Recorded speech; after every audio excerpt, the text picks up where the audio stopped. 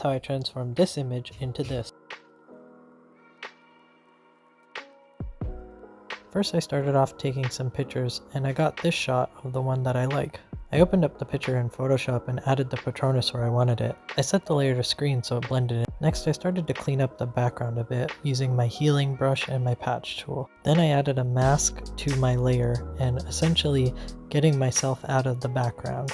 From there I used a Gaussian blur to get rid of the lines in the background.